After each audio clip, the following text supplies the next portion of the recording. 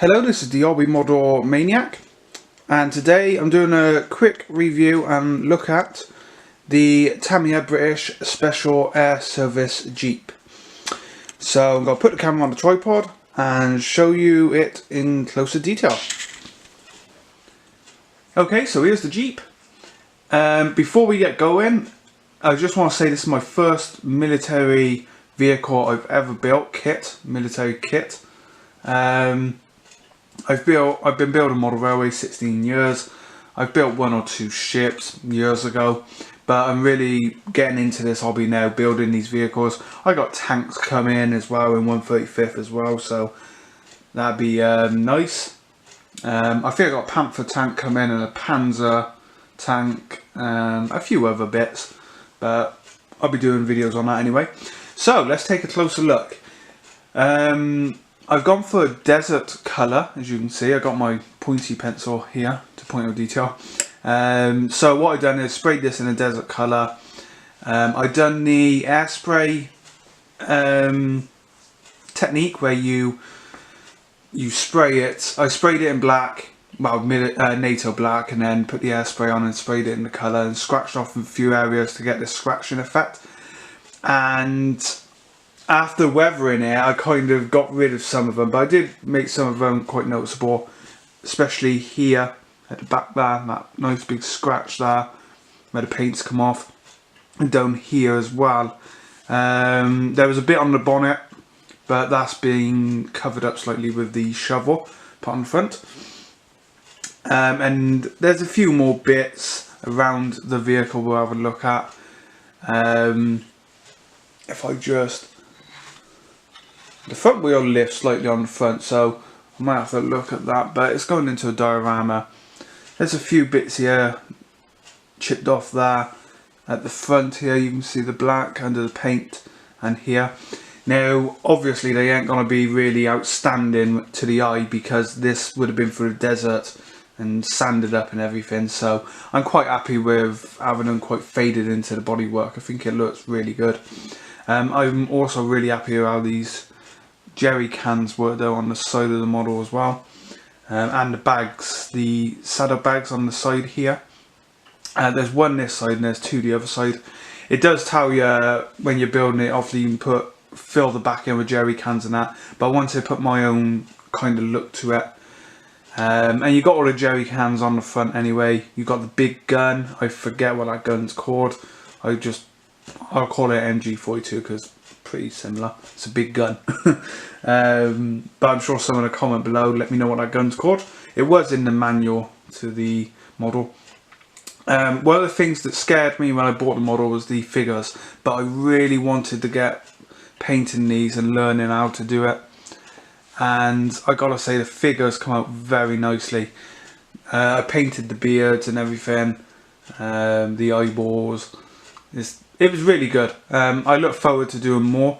These were a little bit different because they got the rags over their hats and that because they're in the desert, keep them cool.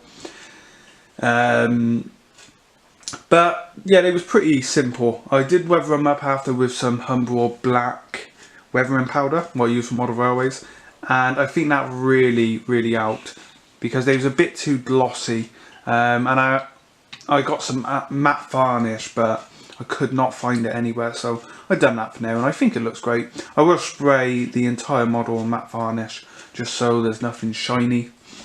The two saddlebags on the side at the back here I was telling you about, a small one and a big one. I did paint the handles on as well, the clips, just with some NATO black, and then obviously faded it in with the weathering powders and everything. But I only have a rusty and a standard coal dust black weathering powder, so it worked out. I think it worked really well. If we flip the model over, it should stay like that. We got the ammo case for the big gun. Now you do have to make some to link that up. I will eventually make some up. In the back we have some bits, bedding, tents, blankets and everything.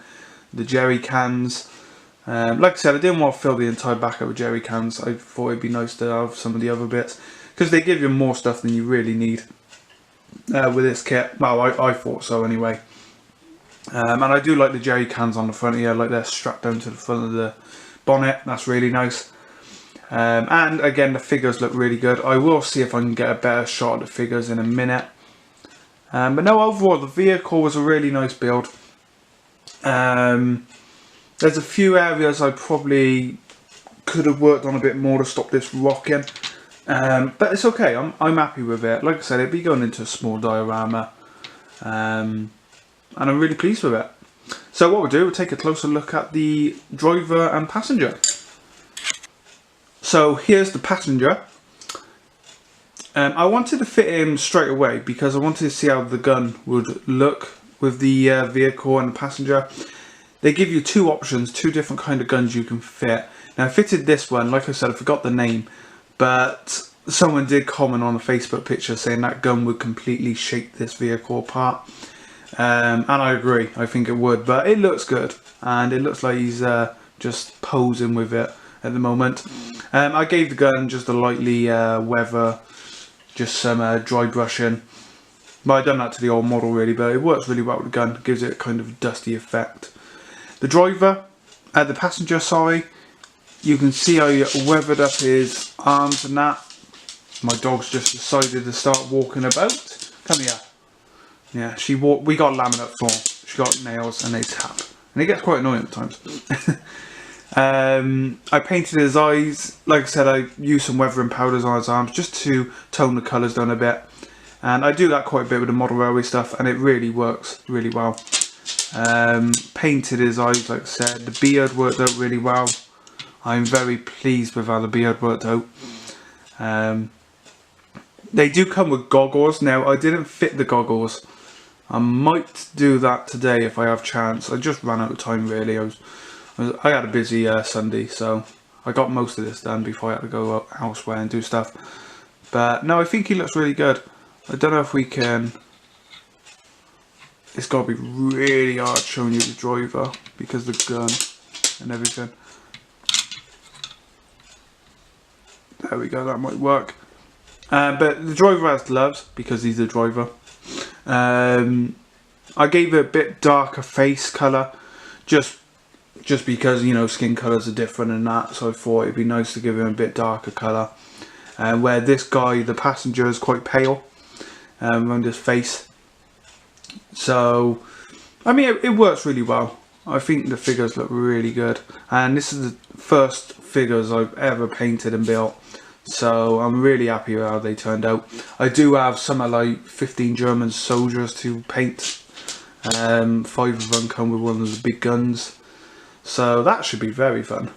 But that'd be a little bit easier. It's where these add the different clothes parts and that. Because I did have to paint his socks. One thing I did want to show was the Thompson machine gun down the side here. Really happy with how that worked out. That's probably my favourite World War II gun anyway.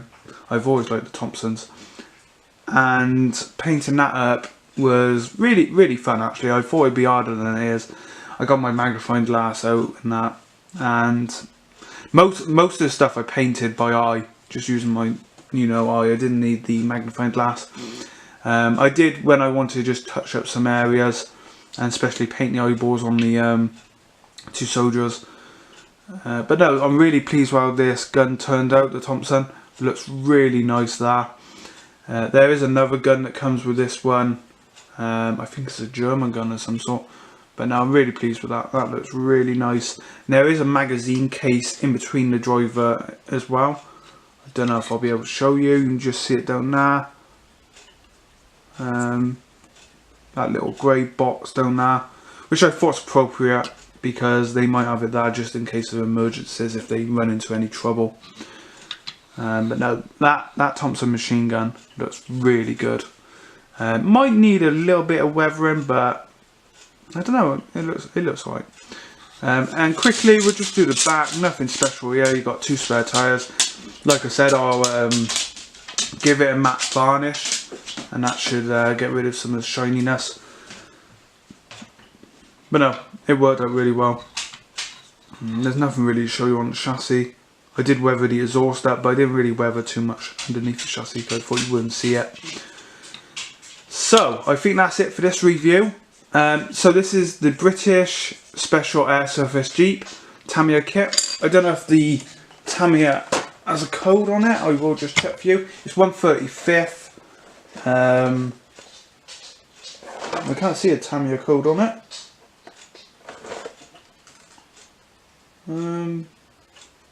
No, I can't see a Tamiya code. Okay, so that's weird. It's series number 33. Combat crew of 2 ready to assemble. So no, I don't think it gives you a code, but it's a really nice kit. I'll just zoom out again. I really do recommend this one, especially if you're starting out. I thought it's quite good for a beginner, someone who's never done military stuff before. So thanks for watching. I hope you enjoyed this review. Please like, please subscribe. This is a new channel for YouTube. I do have a few other channels, but this is a new one to focus on other modelling things. So thanks for watching. Please let me know what you think, and I will be back soon with hopefully more kits. Bye for now.